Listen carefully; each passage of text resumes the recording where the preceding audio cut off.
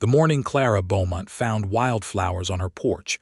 She almost swept them off the boards with the back of her broom before catching herself, standing there in the pale amber light of an 1878 Texas dawn with her heart doing something she had not given it permission to do. She stood still for a long moment, the broom handle balanced against her shoulder, the bristles hovering an inch above the bundled stems. They were not fancy flowers. Nobody in Caldwell County would mistake them for florists' work. They were the kind that grew along creek beds and fence lines, Indian paintbrush, bright as a struck match, and bluebonnets still holding the dew in the cups of their petals, and a few sprigs of something white and small that she could not name, but that smelled faintly of honey when she bent to them. They had been tied with a strip of rawhide, the knot simple and clean, the way a man with rough hands would tie something when he was trying, but did not quite know how to try prettily. Clara straightened up and looked out at the road. Nothing moved in either direction. The town of Harlow, Texas, was not yet awake. The blacksmith's forge was cold. The general store's shutters were still latched. 3 horses drowsed at the hitching post outside the Silver Horn Saloon, their tails switching slow as pendulums, and across the dusty Main Street the widow Decker was taking in her wash from the previous night, moving like a gray shadow in the early light. Nobody out there looked guilty of anything. Clara picked up the flowers. The rawhide knot left an impression in her palm, faint and warm. She told herself someone had made a mistake.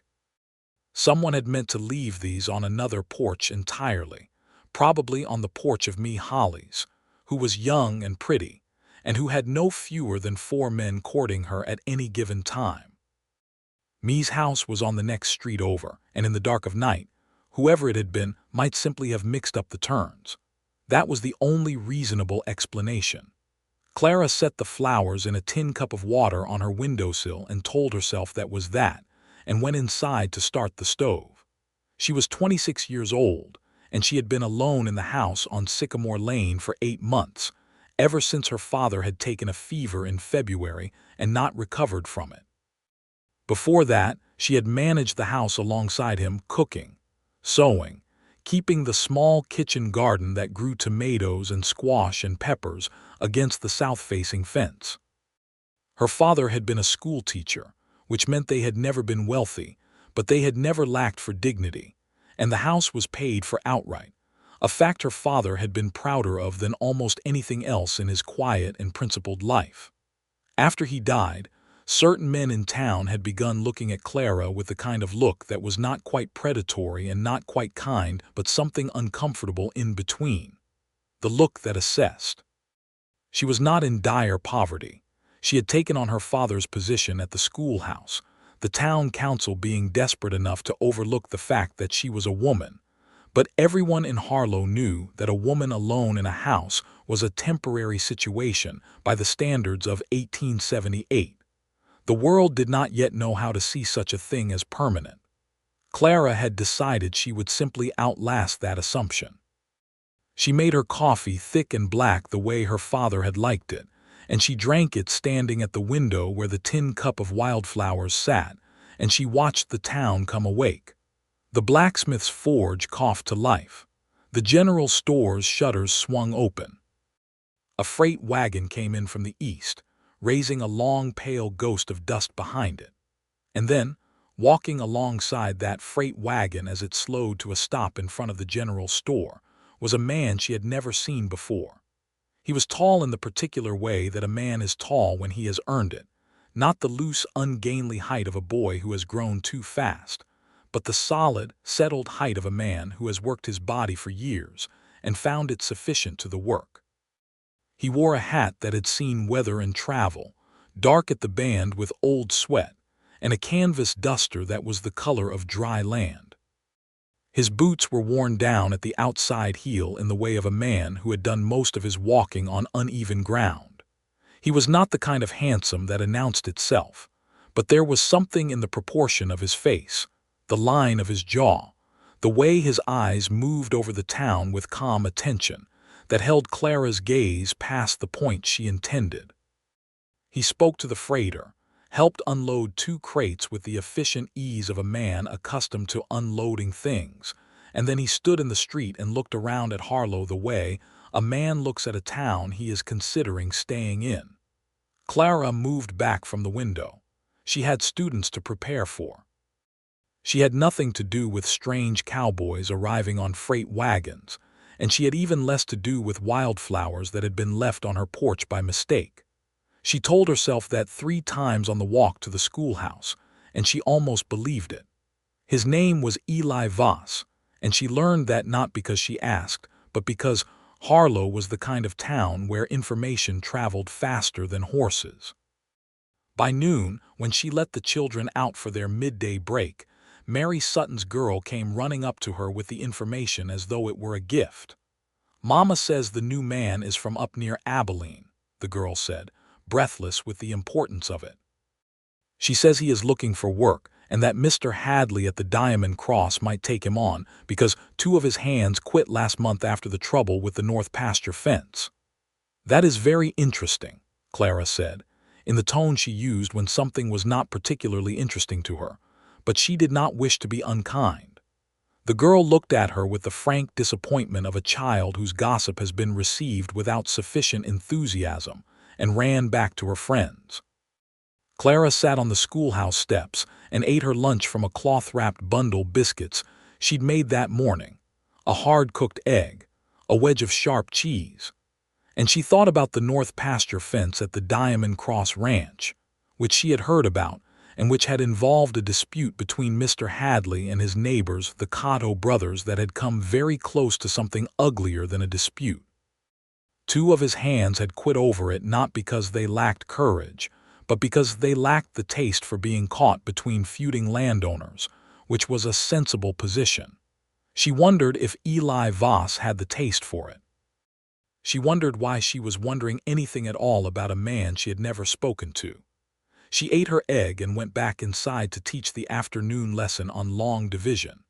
That evening, walking home along Sycamore Lane with her schoolbooks under her arm and the late sun laying gold bars across the dust, she passed the Diamond Cross foreman's office, which was at the edge of town where the street widened before becoming the open road. And sitting on the wooden fence post outside the office, one boot heel hooked over the rail and his hat tipped back on his head, was Eli Voss. He was talking to Ted Hadley, the rancher's son, and he was laughing at something Ted had said, not the polished laugh of a man trying to make an impression, but an honest, unguarded laugh that creased the corners of his eyes and showed that he had done it often enough to know how. He looked up as she passed, not the assessing look she was accustomed to from men in Harlow, something quieter than that. He looked up the way a person looks up when they sense something worth looking at, and then he simply looked, without any of the calculations she had learned to recognize, and tipped the brim of his hat with 2 fingers. Clara gave a short nod, the way you nod to a stranger, and kept walking. She was already past him when she heard Ted Hadley say, "That's the schoolteacher, Miss Beaumont. Her father was the one before her." She did not hear what Eli Voss said back. The distance took it. That night she put fresh water in the tin cup and moved the wildflowers to the kitchen table, where she could see them while she ate her supper of beans and salt pork and cornbread, and she thought about nothing in particular and went to bed early, the way she often did when the house felt large around her. She was deeply asleep when the sound of the roosters brought her back to the morning, and for a few minutes she lay in the soft gray light thinking about nothing, which was unusual for her because she was generally a woman whose thoughts started early and did not stop for much. Then she remembered the flowers. She went to the front door in her wrapper, her hair down, because she did not expect anyone, and opened it to the morning air. There were more flowers on the porch, not a small bundle this time. A wide, generous armful of them, tied with the same rawhide, laid across the boards with a kind of care that was visible even in the arrangement. The taller stems at the back, the shorter ones at the front, nothing crowded or careless. More bluebonnets, more paintbrush. And this time something she recognized immediately as Mexican plum blossoms, which only grew along the creek 2 miles south of town and which smelled, when she lifted them, like the sweetest version of spring she had ever encountered. She stood on the porch in her wrapper with her hair loose around her shoulders and the cool morning air on her face and the flowers in her arms, and the heat that moved through her chest was not embarrassment, though that was part of it. It was something older and more complicated than embarrassment, something she had not felt since before her father got sick, when she had still allowed herself to imagine that she might one day have more than a house of her own and a classroom to return to. This was not a mistake. Nobody left more flowers on the same porch by mistake. She went inside and put the kettle on and sat at the kitchen table with the flowers and tried to think about this rationally. She was a schoolteacher. She believed in reason. Someone in this town was leaving wildflowers on her porch before sunrise, which meant they were leaving their bed before the light and walking, or riding to her house for no practical reason except to do this one impractical thing. And they had done it twice now, and the second time more lavishly than the first. She was not Hollies. She was not young and pretty in the way that caused men to fall over themselves. She was 26, and she wore her hair in a severe knot most of the time, and she argued with the town council about the school budget, and she had opinions that she did not always keep to herself about how things ought to be done. She was not, by any measure she had ever been able to apply, the kind of woman who received armfuls of wildflowers before sunrise. But here they were. She decided she needed to find out who was responsible, if only so she could thank them properly and then explain, very kindly, that it was not necessary. She put on her good dress, the dark blue one, not her school dress, and she did her hair properly, and she went to the general store when it opened because the general store was where everyone in Harlow eventually appeared, and Alma Prescott, who ran it, missed approximately nothing. "Morning, Miss Beaumont," Alma said from behind the counter, already watching Clara with the bright particular attention of a woman who has identified something interesting happening. "What can I get for you?" "Coffee, please." "A £1/4." Clara set her coin on the counter. "And I have a question." "I imagine you do," Alma said, reaching for the coffee jar with a small smile. Clara looked at her steadily. "Have you seen anyone coming in from the South Road before sunrise, in the last 2 mornings?" Alma's smile widened just slightly, which was answer enough before she spoke. "I have not been awake before sunrise in 11 years, Miss Beaumont, and I have no intention of starting. But I will tell you that yesterday morning, when I came down to open up, the new hand from the Diamond Cross was coming in from the south end of the street. He had mud on his boots, the creek mud, you know it by the color. And he bought a length of rawhide from me 2 days ago." Clara stared at her. "The rawhide," she said very carefully. "Just a strip of it," Alma agreed. "About a foot long, maybe a little more." Clara paid for her coffee and went back out into the street, and she stood there for a moment with the paper bag in her hand, and the sun climbing over the rooftops, and tried to organize her thoughts, which had decided to behave in a thoroughly disorganized way. Eli Voss had been in Harlow for 2 days. He had left wildflowers on her porch twice. She did not know what to do with that information except to find him and address it directly, which was how she handled most things in her life, because she had found that indirectness only made everything more complicated. She walked to the Diamond Cross's town office, where Ted Hadley spent his mornings handling the ranch's accounts, and she knocked on the door with the brisk knock of a woman on business. Ted opened the door and blinked at her because Clara Beaumont almost never knocked on his door, and when she did it was generally about the school budget or the state of the road in front of the schoolhouse. "Miss Beaumont," he said, "is Mr. Voss on the property or in town today?" she asked. Ted blinked again. Something shifted in his face, a kind of delighted surprise that he covered quickly, not quite quickly enough. "He rode out to the north pasture this morning. Should be back before noon for the midday meal at the bunkhouse." "Thank you," Clara said, and went to wait. She was not actually going to wait at the bunkhouse, obviously. She was a single woman and a school teacher, and there were appearances. She went to the schoolhouse and taught the morning session, and at 11:30 she let the children out early, which she almost never did, and she told herself it was because the weather was fine and children needed air, which was true enough. She arrived at the road that ran past the Diamond Cross's south gate at approximately the time that a man riding in from the north pasture would use it, and she told herself this was a coincidence, which it was not. She heard the horse first. A steady, unhurried trot, the sound of a working animal not being pushed.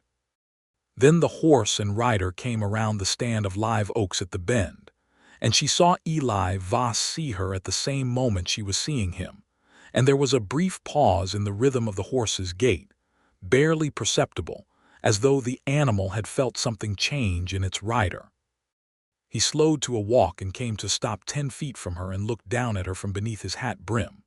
Up close, in the full light of day, he was perhaps 29 or 30, with eyes that were the particular shade of brown that is almost amber in good light, and a face that had been outside long enough to make it honest. He had a scar on his chin, small and old, and his hands on the reins were large and scarred in the way of hands that had worked hard for a long time. He was not pretty. He was better than pretty. He was the kind of man you looked at twice and felt slightly unsettled to have looked at. He took his hat off, which nobody had asked him to do, and he held it against his thigh and looked at her without speaking, as though he understood that she had something to say and was giving her the room to say it. Clara, who had prepared several versions of this speech, found that all of them had left her. "The flowers," she said finally. He held her gaze. "Yes, you left them on my porch." "I did." She waited for him to elaborate or to apologize or to explain it away. He did none of those things. He simply waited, with the patience of a man who was comfortable with silence, and looked at her with those amber-brown eyes as though she were something worth being patient about. "Why?" she asked. Something moved in his expression. Not quite a smile, not quite anything else, but something in between that managed to be more affecting than either. "Because I saw you," he said, 3 nights ago walking home in the dark. You walked past the Silver Horn and 2 men said something to you from the porch, something I couldn't hear, but that made your chin go up and you didn't slow your step and you didn't look at them. You just walked. And I thought," he paused. He looked down at his hat for a moment, then back up at her. "I thought that was worth knowing." Clara stared at him. "You don't know me," she said. "Not an argument, just a fact offered plainly." "No," he agreed. "I'd like to."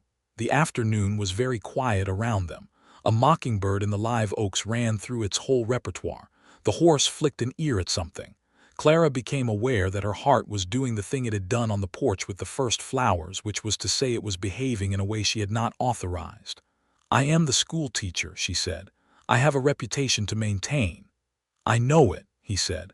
"I wasn't thinking about your reputation poorly. I was thinking about it well." That phrasing was unexpected.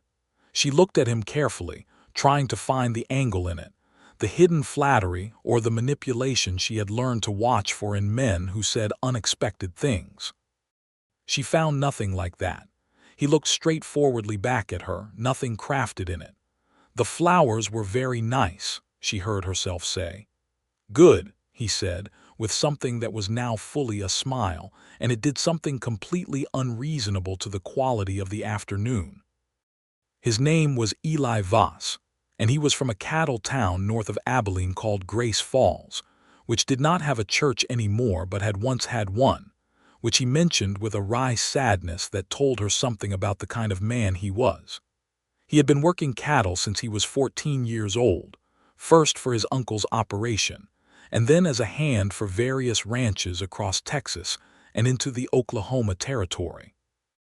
He was 30 years old, which she determined by asking him directly, because she did not see the point of finding it out circuitously.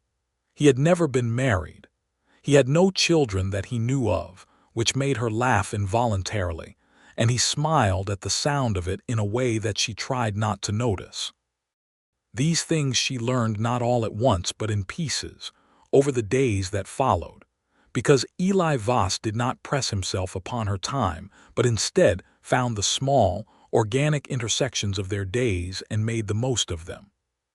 He ate his noon meal at the boarding house on the days he was in town, which happened to be the same boarding house where Clara sometimes bought supper when she had not had time to cook, and he had discovered that she took her evening walk along the creek road before dark, and he had a habit of being on that same road on certain evenings, ostensibly checking the creek level for the Diamond Cross's water rights, but in fact, she suspected, with rather less hydraulic motivation than he suggested.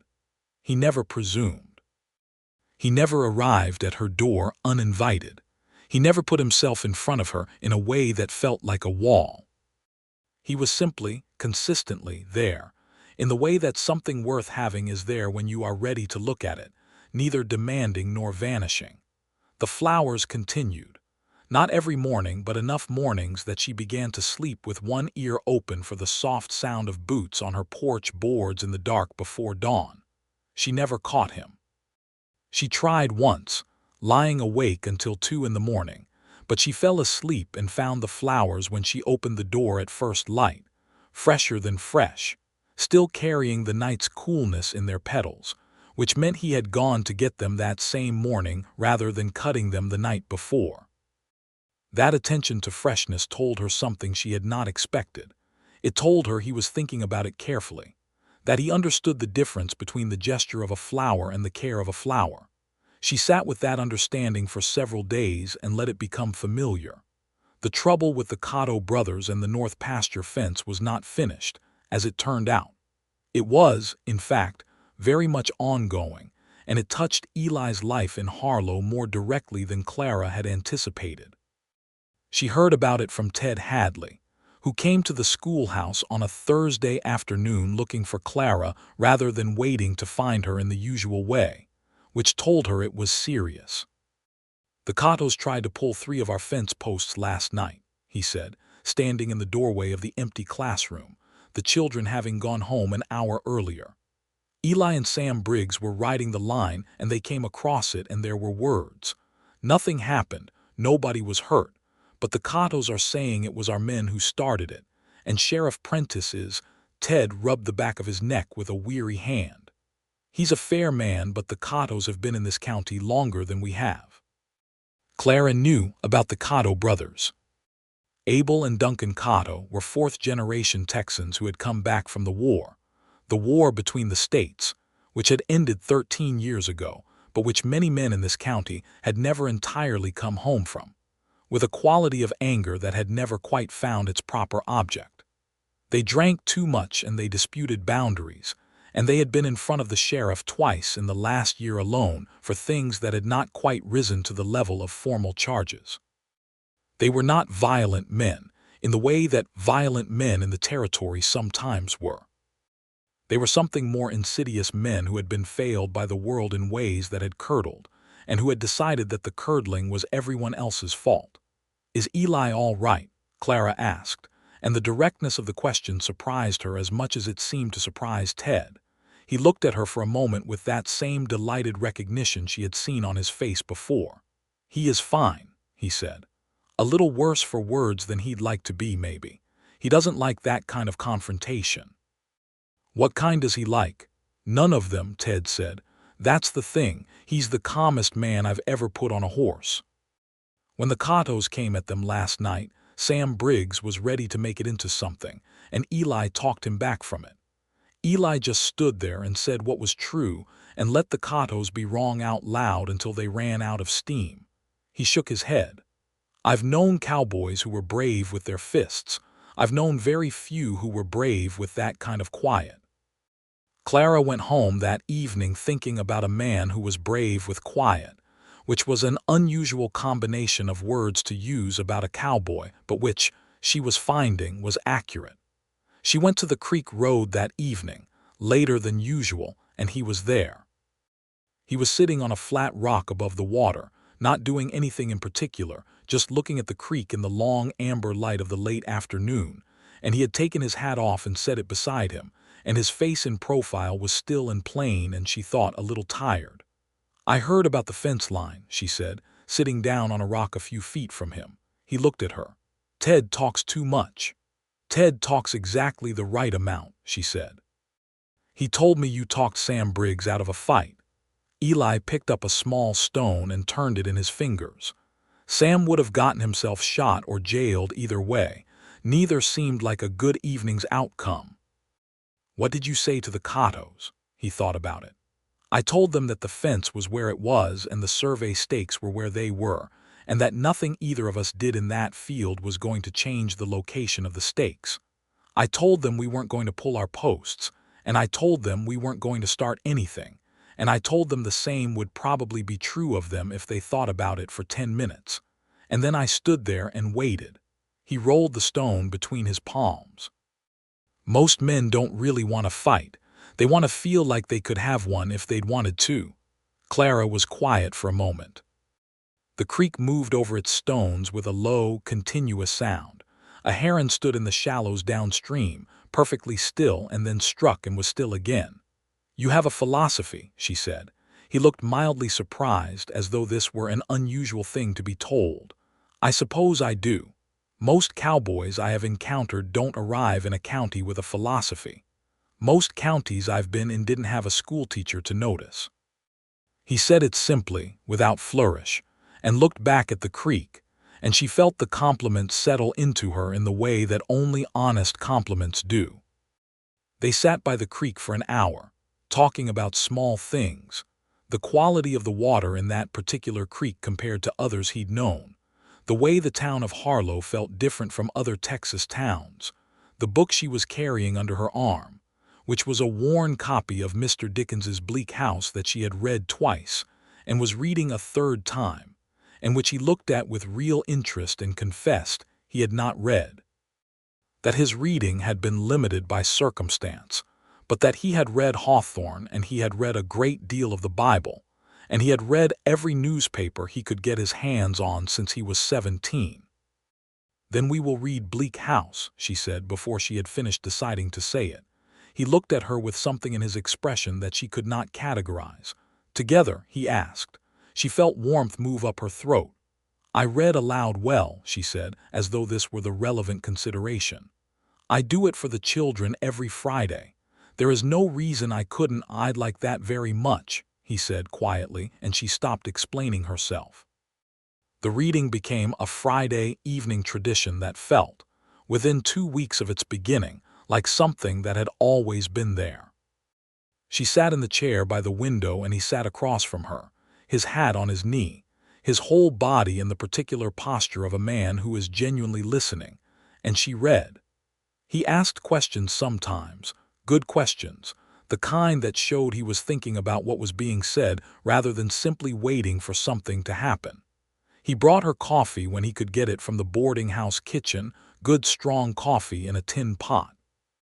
On the third Friday he brought a small jar of wild honey, saying that Alma Prescott at the general store had had it from a man who kept bees along the North Ridge, and Clara stirred a spoonful into her coffee and tasted it and closed her eyes for a second, which was a thing she did when something was unexpectedly perfect. When she opened her eyes, he was watching her with an expression that made her breath catch. He looked away first.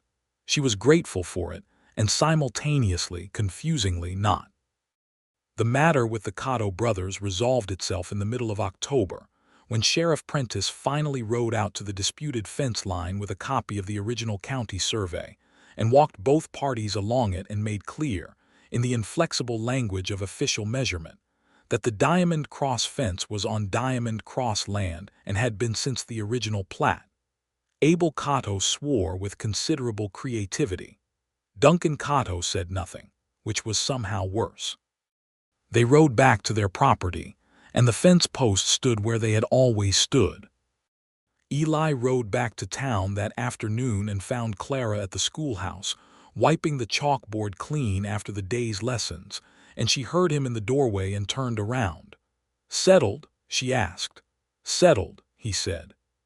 She turned back to the chalkboard and wiped off the last corner of chalk dust, and then she put the cloth down and turned back again, and looked at him standing in the schoolhouse doorway in his road-worn coat with the afternoon light behind him. And she thought about 8 months of living in her father's house alone, and she thought about the wildflowers in the tin cup on her windowsill. And she thought about Friday evenings and the sound of someone else breathing in her house and the way good coffee tasted when there was someone to drink it with. "Eli," she said. "Clara," he said. It was the first time he had used her given name. It was quiet and deliberate, and it landed in the room with a weight that was nothing like her name as she had heard it before. "I am glad you are in Harlow," she said. He crossed the distance between them in 3 steps and stood very close to her, close enough that she had to tilt her head slightly to maintain his gaze, and he looked at her with those amber-brown eyes for a long, still moment, and she felt that she could hear her own heartbeat in the silence of the empty classroom. "May I?" he asked. She was not certain what he was asking and entirely certain what he was asking, and she said, "Yes," and he put his hands on either side of her face with a gentleness that was almost difficult to believe in a man whose hands she had seen unloading freight crates and repairing fence posts, and he kissed her. It was not a tentative kiss. It was not hurried either.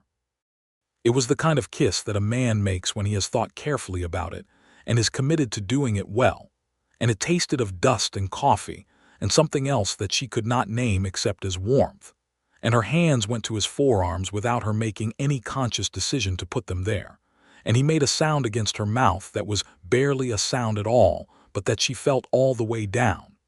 When they separated, she was slightly breathless in a way she had not been since she was young enough to run. "I have been thinking about doing that," he said low, "since you walked past the silver horn in the dark. You should have led with the philosophy," she managed. He laughed, and it was the same honest, creasing laugh she had seen when he was talking to Ted Hadley on the fence post in the first days, and it did exactly what it had done then, which was to make everything seem briefly uncomplicated. What came next was neither simple nor untroubled, because real things rarely are, but it was honest, and honesty was something Clara Beaumont had been raised to value above almost everything else. She had to consider what it meant for her position at the schoolhouse. The town of Harlow had allowed her to teach, had hired her, out of necessity, in February, and had kept her by November out of something that she hoped was respect but might partly have been habit. But it was a consideration made delicate by the attitudes of the time. A woman teacher was acceptable. A woman teacher who was seen keeping company with a cowboy hand, however honorably, was a subject for discussion of a kind that could slide from discussion into something more damaging. She talked to Eli about this on the creek road one evening, and he listened to all of it without interruption, which she was finding was one of his most valuable qualities. "What do you want to do?" he asked when she was finished. "I want to keep teaching," she said, "and I want—" She stopped. The honesty of the next thing was more difficult. "I want things that are not compatible with keeping teaching under the current arrangement of how the world sees things." He was quiet for a moment. The creek ran on. The evening settled around them like something patient. "I don't have a great deal of money," he said. "I have saved some, not enough to be proud of, but some. I have skills that are worth something in a county that has as much land as this one does. And I have—" He paused and looked at the water. "I have never been the kind of man who wanted to pass through places. I've been doing it because there was no reason to stop, and now I have a reason." Clara looked at him. "Are you saying something specific?" she asked. "I am working up to it," he said with a brief, self-aware smile. "In my own time." She smiled despite herself. "Take your time," she said, and looked at the creek and felt something warm and settled moving through her chest and waited. He did not make her wait long. 3 weeks later, on a Sunday afternoon in early November when the light was thin and gold, and the pecans were dropping from the trees along Sycamore Lane with a sound like rain on the boards, he came to her door with his hat in his hand, and an expression that she had never quite seen on his face before. Not nervous exactly, but concentrated, the way a man looks when he is doing something that matters to him. She opened the door and looked at him and said, "Come in," before he could speak, because she had been thinking about this particular conversation for 3 weeks herself. He came in. He stood in her parlor, where her father's books were still on the shelves, and the tin cup was on the windowsill with fresh flowers in it, her own now, cut from the kitchen garden, and he looked around the room with the eyes of a man looking at a place he is deciding whether to claim, and then he looked at her. "I would like to marry you," he said, "if you would have me." She had thought she would say something measured and considered. She had thought she would address the practical concerns, her teaching position, the town's opinion, his uncertain income, the northern pasture dispute, all of the reasonable things that a reasonable woman would address before answering a question like that. Instead, she said, "Yes," in the same plain, unadorned way that he had asked. Something happened in his face. Not surprise, he was not entirely surprised, but relief, deep and genuine, as though he had been carrying something heavy and had now been permitted to set it down. "Well," he said, and then smiled, and the room was briefly very bright. They were married in December, at the small Lutheran church on the west end of Harlow, by Reverend Crane, who was a practical man of God and did not make a great deal of fuss. Clara wore her mother's dress, which her father had kept in a cedar chest, and which fit her nearly exactly, white cotton with small blue embroidered flowers at the cuffs and collar that she had not noticed until she put it on. And she stood in front of Reverend Crane beside Eli Voss and felt, with a clarity she had not expected, that this was what life tasted like when it was being lived properly. Eli wore a suit that Alma Prescott's husband had lent him, dark wool that fit him almost correctly, and he had cleaned his boots to a respectability they had perhaps never known, and he looked at her when she came down the aisle of the church, the aisle being approximately 12 feet long, with an expression that she thought she would spend the rest of her life being glad she had been the one to receive. Ted Hadley and his wife attended. Alma Prescott attended. The widow Decker attended, looking surprised and pleased in equal measure. Mary Sutton and her daughter attended, the girl looking satisfied in the way of someone whose gossip has reached a good conclusion. Reverend Crane pronounced them married in the sight of God and the assembled witnesses of Harlow, Texas, on the 14th of December, 1878, and Eli put a ring on her finger that he had made by the silversmith in the next county, a plain silver band with a single small wildflower engraved on the inner surface, which she did not see until later when she took it off to look at it, and when she saw it she had to sit down. She put the ring back on and did not take it off again. The house on Sycamore Lane became their house, and the change this made to it was not as dramatic as she might have expected and considerably more tender. He was a man who moved through spaces carefully without taking them over, and he brought very little with him. A bedroll, 2 changes of clothes, a good knife, a set of spurs, the horse, and 1 book. A small, battered copy of Tennyson's poems that he had been carrying for 5 years and which he had, until she saw it, never mentioned. She found it on the shelf one morning, between Mr. Dickens and her father's copy of the King James Bible, and she took it down and looked at the spine, and opened it to find his name written on the first page in handwriting that was careful and slightly unpracticed, the handwriting of a man who had taught himself to write well enough to mean it. "Tennyson," she said at breakfast. He looked up from his coffee, and the slight color that moved across his face told her more than any explanation could. "Don't make something of it," he said. "I'm making everything of it," she said. "Which one is your favorite?" He was quiet for a moment. Then, "Ulysses." She knew the poem. She had it nearly memorized from her own reading of it. She looked at him across the breakfast table, this man who had arrived in a town on the back of a freight wagon and left wildflowers on her porch in the dark, and she felt the line of the poem move through her mind like something inevitable. "I am a part of all that I have met." "That suits you," she said. He looked at her with a steadiness that she had come to think of as specifically his, that quality of attention that was neither demanding nor passive but simply present, fully and without reservation. "It used to," he said. "Now I think I might prefer something that's more about staying." She reached across the table and put her hand over his, and he turned his palm up and held her hand in the loose, sure way he held things he valued, and they finished their coffee in the good silence of 2 people who have learned the difference between silence that is empty and silence that is full. The question of her teaching position resolved itself in the early months of 1879 in a way she had not entirely anticipated. The town council, which had hired her out of necessity, had assumed, as small-town councils of that era often did, that the hiring of a woman teacher was a temporary arrangement that would conclude when the woman in question married and became someone else's practical responsibility. They came to her in January, 2 of the 3 council members, with the apologetic but resolute manner of men who are doing something they know to be questionable but have decided to do anyway. She heard them out. She did not raise her voice.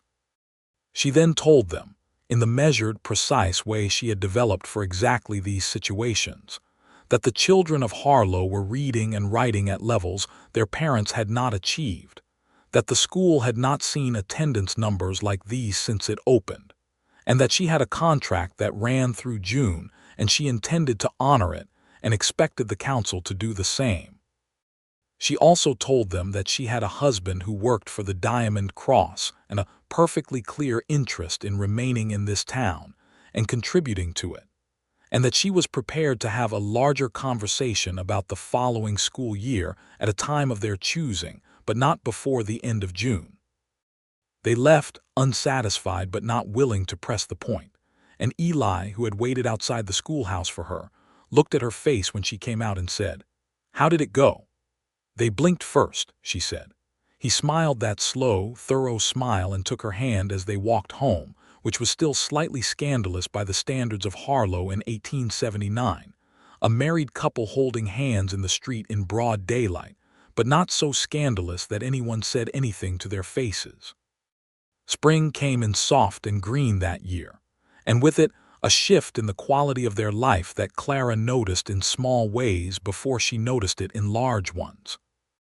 There was a contentment in the house that she recognized not as complacency, but as the kind of rightness that comes from 2 people having made a good and honest choice, and finding themselves vindicated by the daily evidence of it.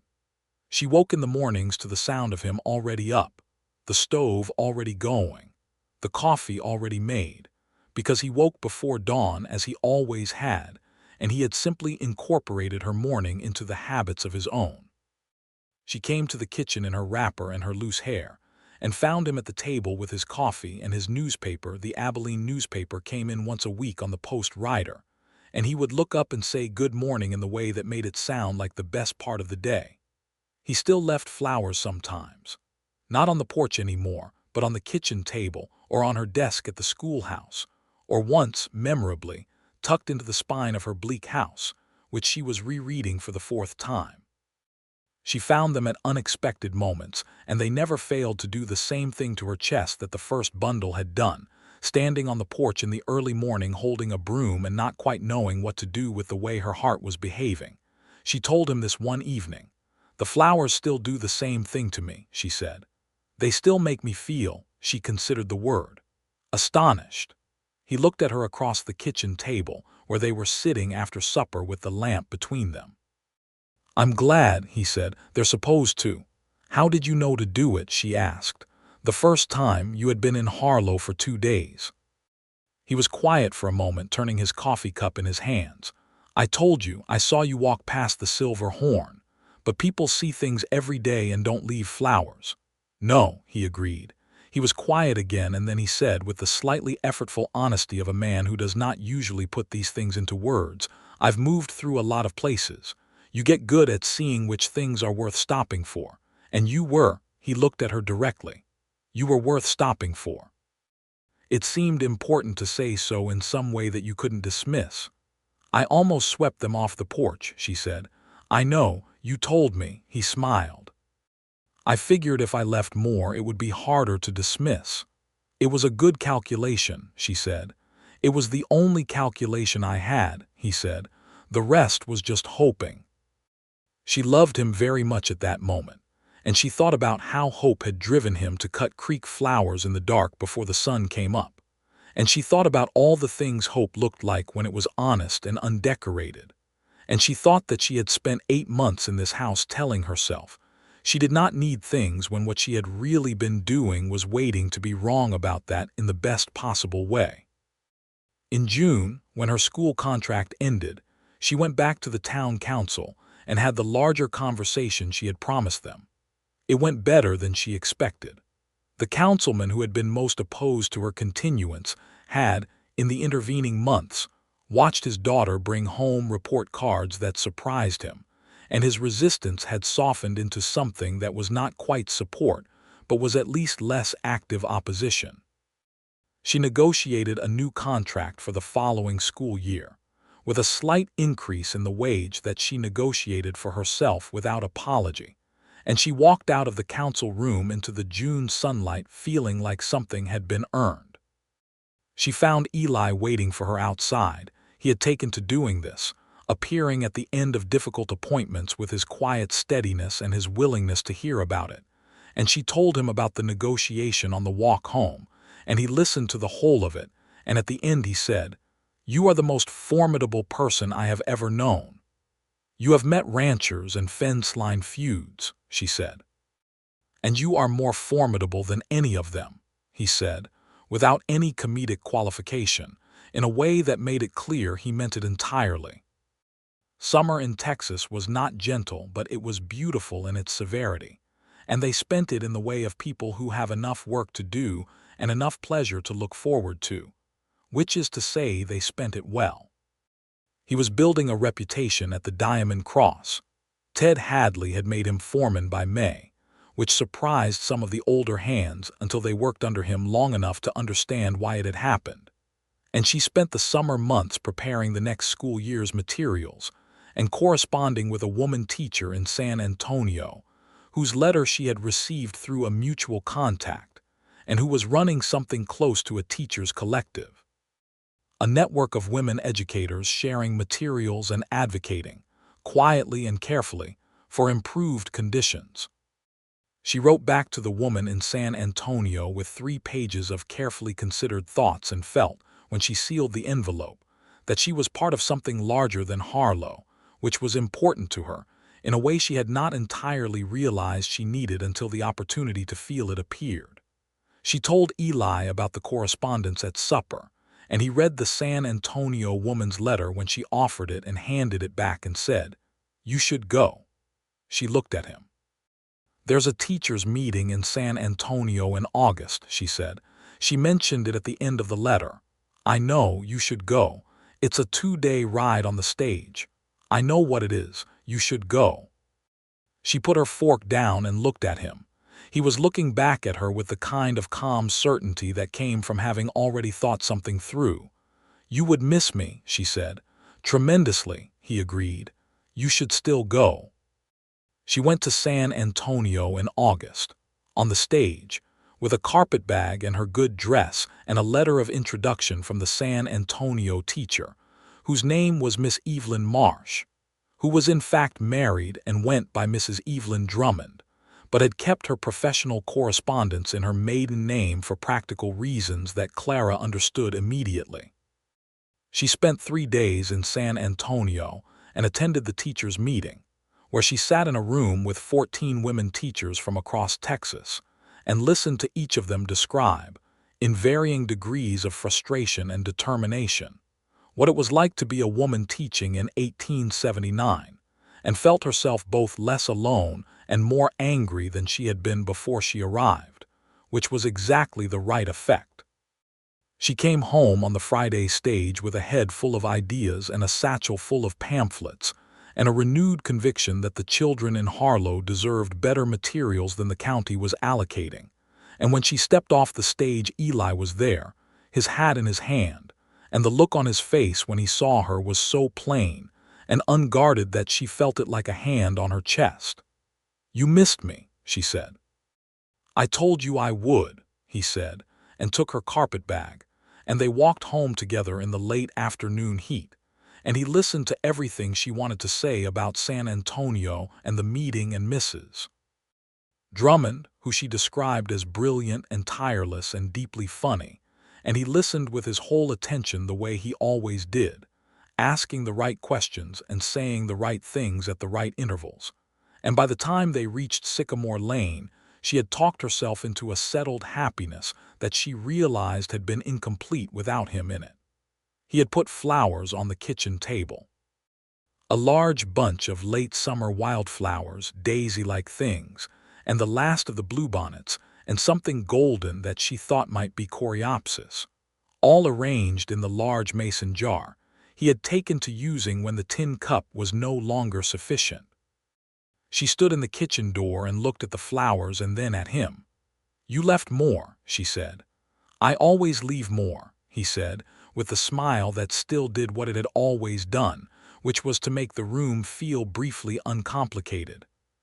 She crossed the kitchen and kissed him before she had entirely finished the crossing, which required a slight adjustment in trajectory and made him catch her with both hands on her waist, and he kissed her back thoroughly, and then rested his forehead against hers in the way he did sometimes when he wanted her very close but was also content simply with closeness. "I am very glad to be home," she said. "This is home," he agreed. "It is good that you know it." The fall of 1879 brought with it several things, including a remarkably good harvest season for the ranches in Caldwell County, a new schoolroom assistant, a young woman of 17 named Bess Carver who was quick-minded and eager, and who Clara recognized immediately as a future teacher, and the news that Clara herself carried to Eli on a Tuesday morning in October. The news that she had suspected for 3 weeks and had now confirmed beyond any reasonable doubt by visiting Doc Griswold, who was a blunt and unsentimental man, but who had delivered this particular piece of information with something approaching gentleness. She told Eli in the kitchen at breakfast while he was reading his newspaper. She said his name and he looked up and she told him plainly, the way she told him most things. He put the newspaper down. He looked at her for a long moment and she could see him processing it, not the fact of it, which she had delivered clearly enough, but the weight of it, the particular significance of a thing you have hoped for arriving in the moment you have hoped for it to arrive. He got up from the table and came to her and held her not urgently but completely, the way you hold something precious and finite, and he pressed his lips to the top of her head and she felt him breathe out a long, slow breath into her hair. "All right," he said quietly against her hair. "All right. You're happy," she said, a statement, not a question. "Entirely," he said.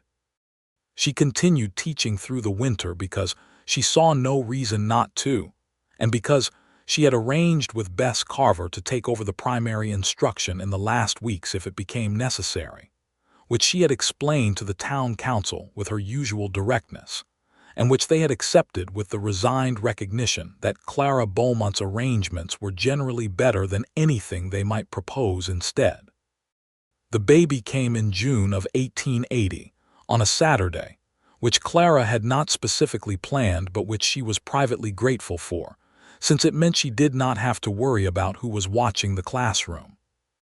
The baby was a boy. Doc Griswold announced this with his customary lack of fuss, and Clara turned to look at Eli, who was beside her through the entire process in a way that was not entirely conventional for the time, but that she had insisted on, and that he had not remotely argued against. And his face when the baby cried for the first time was the most open thing she had ever seen on a human being. They named him James Henry Voss, James for no one in particular and Henry for her father, and he was a loud and opinionated infant who made his preferences known with considerable force, which Clara felt was appropriate and Eli found endlessly amusing. "He sounds like you at a town council meeting," Eli said one evening, holding the baby against his chest and rocking slowly in the chair they had moved to the bedroom for exactly this purpose. "He sounds like someone who knows what he wants," Clara said, from the bed where she was recovering and watching her husband hold their son with those large, work-scarred, gentle hands. "That's what I said," Eli said, and caught her eye and smiled. She threw a pillow at him. He caught it one-handed without dislodging the baby, which was impressive enough that she laughed, and the sound of her laughing made James Henry Voss interrupt his own complaints for a moment and look in her direction with the intense, unfocused attention of a very new person attempting to locate the source of something interesting. The years that followed in Harlow were not without difficulty. No years of any substance are, but they were good years in the way that matters. The school grew. Bess Carver proved to be everything Clara had hoped and more, and by 1882 she was teaching half the primary students independently, which allowed Clara to develop what she was increasingly calling an advanced curriculum, though the town council called it simply the older children's classes, because they found advanced curriculum vaguely alarming. Eli continued at the Diamond Cross, rising through a set of responsibilities that had expanded when Ted Hadley's father retired, and Ted himself had been happy to lean on Eli's judgment more and more heavily. The land dispute with the Cotto brothers was entirely resolved by 1881, when Duncan Cotto died of natural causes, and Abel Cotto sold his share of the property to a family from New Mexico and moved east, carrying his curdled anger with him and leaving Caldwell County measurably more peaceful for his absence. James Henry Voss grew from a loud, opinionated infant into a loud, opinionated and extremely curious 4-year-old who had learned to read by sitting beside his mother in the evenings while she prepared her lessons, simply by refusing to be excluded from any activity that looked interesting, and who had developed a habit of following his father around the property with a tiny, serious expression of concentrated attention that made Eli look like he was trying not to smile approximately every 4 minutes. In the spring of 1883, when James was nearly 3 and Clara had been back to full teaching for 2 years and was in correspondence with teachers in 3 counties about a proposed regional meeting, she came home from the schoolhouse one afternoon in April to find the kitchen table covered in wildflowers. Not a jar full, not a mason jar's worth.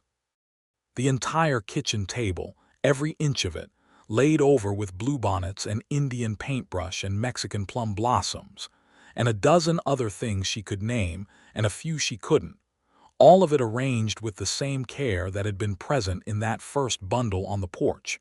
The attention to composition, the freshness, the sense that this had been done by someone who understood that the gesture was the message. Eli was standing at the kitchen counter with James on his hip, and James was eating a biscuit with the focused commitment of a small person for whom biscuits represent a significant portion of life's pleasure, and Eli watched her take in the table with an expression she knew very well by now, the particular quality of attention he gave to things he was happy about. "What is this for?" she asked. "Nothing specific," he said. "And everything, I suppose." She stood at the edge of the kitchen and looked at the table and felt the same thing she had felt every time, the astonishment, the warmth, the specific quality of being seen and continued to be seen after all the newness had worn away, which she had come to understand was the real and irreplaceable thing that he had been offering since the very beginning. "You are ridiculous," she said, with great affection. "Probably," he agreed. James, from his perch on his father's hip, held out the remainder of his biscuit in the general direction of the table as though making an offering, and then reconsidered and ate it himself, which made Clara laugh so suddenly and fully that it startled the cat who had appeared from somewhere and who departed again in offended silence. She crossed the kitchen and put her hands on either side of his face. His familiar, weathered, honest face, the face she had been looking at for 5 years and still found new things in, and she kissed him. And James made a sound of profound disinterest and pressed his biscuit-sticky face against his father's shoulder. And the afternoon light came through the kitchen window and lay across the table of wildflowers in long golden bars. And everything was, for that moment, exactly right. But life has more to offer than moments, and Harlow, Texas in the 1880s was still very much a place in the process of becoming what it would be. And there were larger things pressing on the world outside Sycamore Lane that Clara felt acutely, that she spoke about at the supper table and wrote about in her letters to Mrs. Drummond and the other women teachers in her network, and that Eli heard with the careful attention he brought to everything she cared about.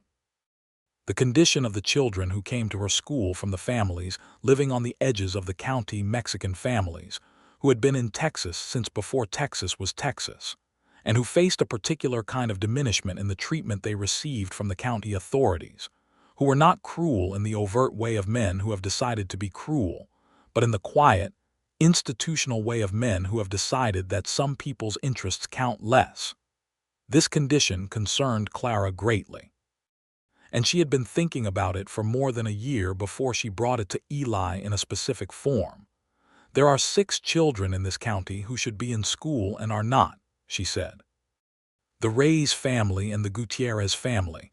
Their children are not enrolled because nobody has told them it is an option, which is a convenient failure on the county's part."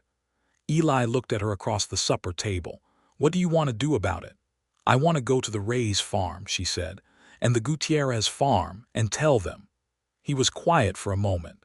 This was not a simple thing she was proposing. It was not illegal, but in 1883 in Caldwell County, a white woman going to a Mexican family's farm to advocate for their children's enrollment in the public school was going to produce opinions, and opinions in small towns had weight. "I'll come with you," he said. She looked at him. "You don't have to." "I know," he said. "I'll come." They went on a Saturday, the two of them riding out in the wagon James left with the widow Decker, who had become fond of him in the way that lonely elderly women become fond of loud small children, finding in their very loudness a kind of company. And they went to the Reyes farm first, which was a neat and hardworking operation, where a man named Augustin Reyes and his wife Consuelo had built something good and careful out of land that was not the best land in the county, and they had 4 children, the oldest of whom was 8 and bright as a new coin. Clara spoke plainly and carefully, and Consuelo Reyes listened with a wariness that Clara recognized as the appropriate response of a woman who had been failed by institutions before and was not eager to be failed again.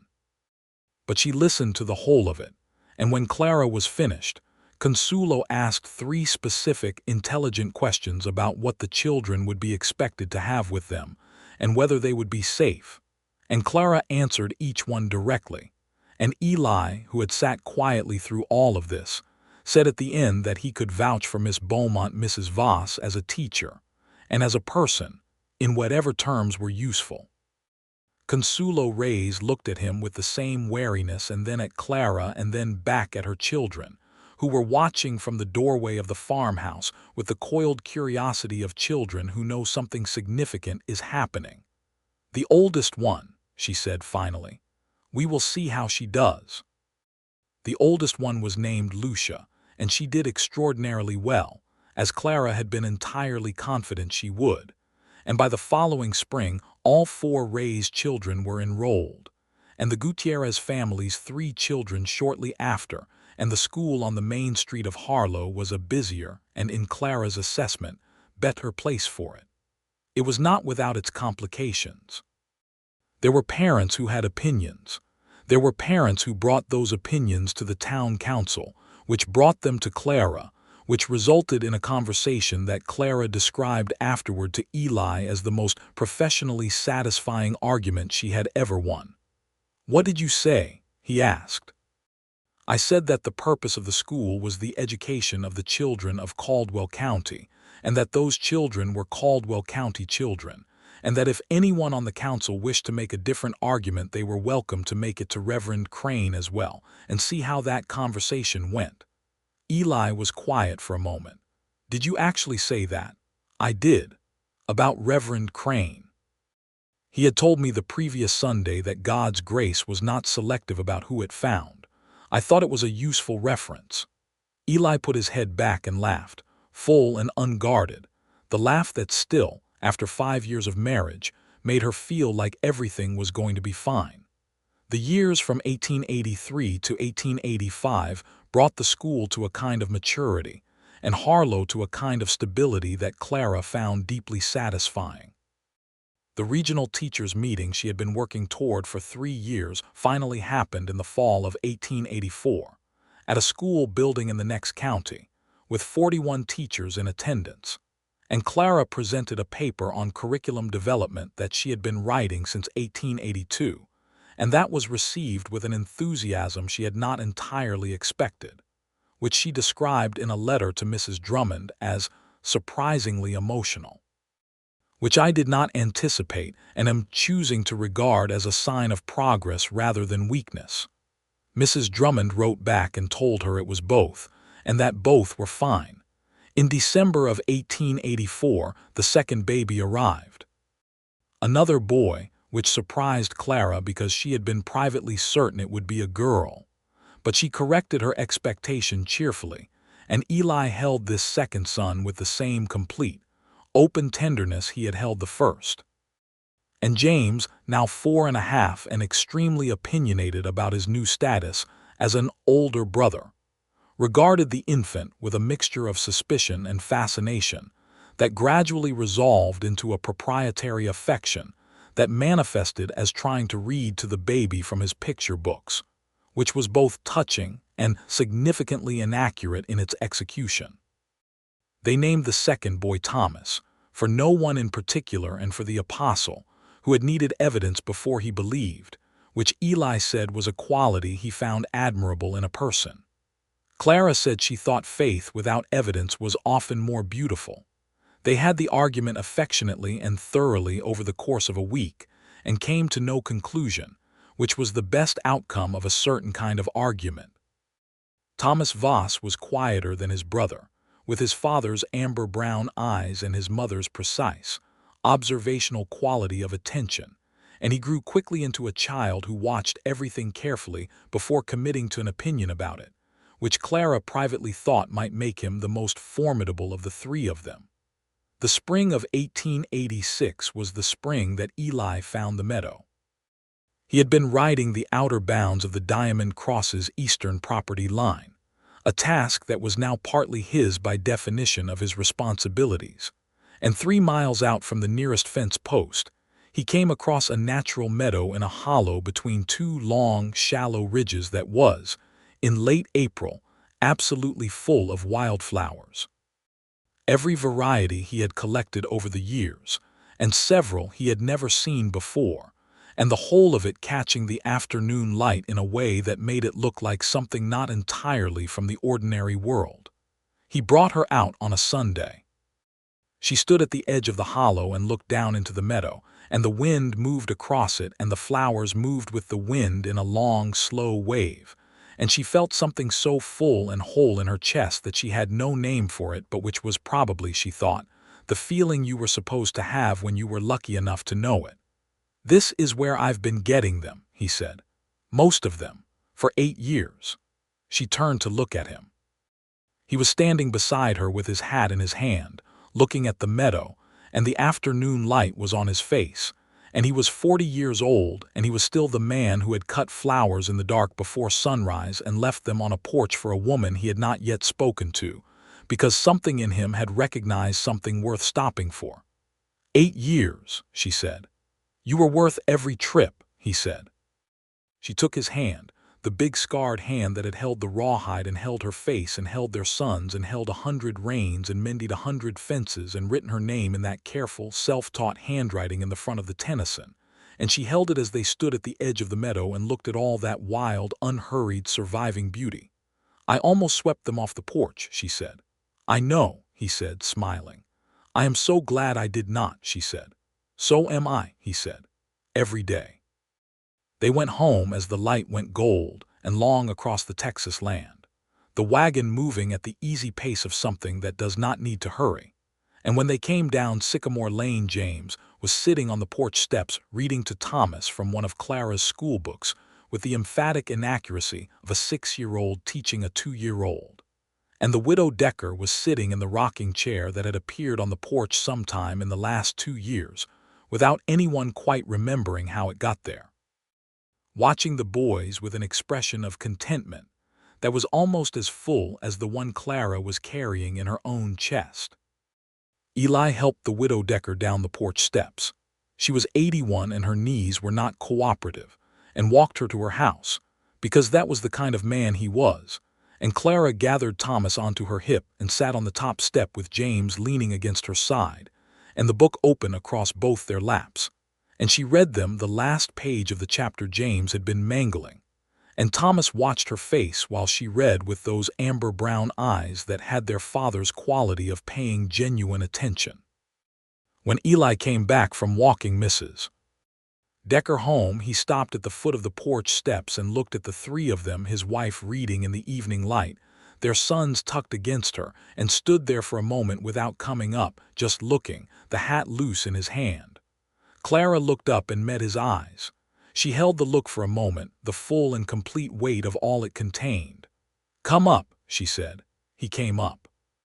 He sat beside her on the top step, his shoulder against hers, Thomas climbing across both their laps with the uncoordinated determination of a toddler who has decided on a destination and refuses to be deterred, and James continuing his own editorial additions to the story, and the evening coming down soft and warm over Sycamore Lane and Harlow and all of Caldwell County, and somewhere 2 miles south along the creek road the flowers were growing in the dark, the way they always did. Patient and unhurried and entirely certain of the morning. Months turned and seasons changed, and Harlow grew around them, slowly in the way of towns that are becoming rather than just being. By 1888, the school had a second proper classroom. Bess Carver, who was now 26, and who had the same quality of principled stubbornness that Clara recognized as a professional virtue, had been made assistant principal in all but formal title, a situation Clara was working to formalize with the town council. The regional teachers network had grown to include 4 counties and had begun the slow, difficult work of lobbying the Texas State Education Authority for improved rural school funding, a cause that would take longer than any of them wished, but that they pursued with the tenacity of people who understood that the long road was still the right road. James Voss started at the school in September of 1887 and was his mother's student, which he treated as slightly embarrassing and which Clara treated as professionally neutral, and which Eli treated as the funniest thing that had happened in some time. James was a good student, which he would not have admitted under any circumstances, but which his work demonstrated clearly. Thomas was 3 years behind him and would have his own turn in due course. They had a third child in 1889, a daughter, born in August when the Texas summer was at its most emphatic, and she arrived with the same volume of opinion as her oldest brother and the same watchful quiet as her younger one, some combination that seemed to produce a child who was simultaneously thinking and announcing her thoughts, which Clara found both recognizable and exhilarating. They named her Alina, for no one in particular and for the sound of it, which Eli said was like the name of someone who knew what she was doing, and Clara agreed, and Alina Voss proceeded to demonstrate from the earliest possible age that this assessment had been accurate. On the evening of Alina's birth, when the house was quiet and Doc Griswold had gone home and the boys were asleep in their room and the night was very still, Eli sat beside the bed where Clara lay with their daughter asleep on her chest, and he looked at the two of them with an expression that Clara could only describe as complete. "3," he said quietly. "3," she agreed, equally quiet. "Are you all right?" he asked. "More than," she said. He reached out and brushed a strand of hair from her face with one finger, a gesture so precise and gentle that she thought it was probably the best argument that could be made for the existence of tenderness in the world. "I'm glad I didn't walk past your street," he said. She understood immediately what he meant. The freight wagon, the morning he arrived, the particular turn that brought him down the street where her porch was, rather than the other route from the east road that would have brought him in by the blacksmith and set him in a different part of town entirely. "I'm glad, too," she said. Outside the window, the August night was full of the sounds of late summer crickets and the distant call of something in the field, the low conversation of the wind in the sycamores. Clara closed her eyes, and Alina breathed steadily on her chest, and Eli sat beside her in the lamplight, and neither of them needed to say anything more. The following morning, she came down to the kitchen and found wildflowers on the table. She stood in the doorway and looked at them. They were late summer flowers, the ones that bloomed when other things were finishing goldenrod and black-eyed Susans and a few late paintbrush, the kind that held on past their season as though they had not received the message that it was time to let go. They were in the mason jar with fresh water, and the morning light through the kitchen window was making the yellow ones almost incandescent. She heard him on the stairs, the particular sound of his step, which she knew the way she knew the sound of her own voice, and she turned. He stopped in the kitchen doorway and looked at her, looking at the flowers. "You're out of bed," he said. "I am perfectly capable of walking to the kitchen," she said. He came and stood beside her, and they looked at the flowers together in the morning light. "You still do it," she said, "after all this time." "Did you think I would stop?" he asked. She considered the question honestly. "No," she said, "I never thought you would stop." He put his arm around her shoulders, and she leaned into him, and the kitchen was warm with the early fire he had made, and somewhere upstairs Thomas was beginning to stir, and Alina was quiet in the small bed in the corner of the bedroom, and James would sleep for another hour at least, because James, at 9 years old, was a committed believer in the importance of sleep. "What would you like for breakfast?" he asked. "Coffee," she said. "The real kind. Not the weak kind you make when you think I need gentle treatment." He laughed, and she felt the laugh through his chest where she was leaning against him, and he went to make the coffee, the strong kind, and she sat at the kitchen table beside the flowers and thought about all of it, the whole accumulated weight and warmth of it, the 11 years since a freight wagon came into Harlow on a dusty morning, and a man with a worn hat and amber-brown eyes had looked up at the town and considered whether it was worth stopping in. She thought about the porch and the first flowers and the broom and the almost that would have swept them away before she saw them for what they were. She thought about the second morning and the armful of flowers, and the moment she understood that no one made the same beautiful mistake twice. She thought about the creek and the schoolhouse and the reading of Bleak House and the plain silver ring with the wildflower on the inside and the council meetings and the raised children and the meadow 2 miles south and the 3 children asleep upstairs and the coffee coming to the boil on the stove and the flowers on the table and all the mornings before them, which were, she understood, going to be full of the same things. The same light, the same man, the same remarkable, unrepeatable daily fact of a life built with someone who had understood from the beginning what was worth stopping for. He brought her the coffee and sat across from her and picked up his newspaper and then put it down again and looked at her instead. "What are you thinking about?" he asked.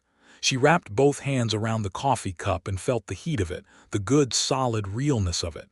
"I'm thinking," she said, "that I am going to tell Alina the story of the porch flowers when she is old enough to understand it." He smiled. "And what will you tell her it means?" Clara looked at the flowers on the table, the morning light on the goldenrod, the paintbrush reaching. "I'll tell her it means that sometimes a person looks at you and sees something worth the inconvenience of hope," she said. "And that when that happens, you should not sweep it off the porch." He looked at her with those eyes that were amber in morning light and always, always present. "That is exactly right," he said. Outside, Harlow was coming awake in the way of a town that knows what it is, the blacksmith's forge, the general store's shutters, the horses at their posts, the long morning road running south to the creek and north to the open land and east and west toward everything the country was still becoming.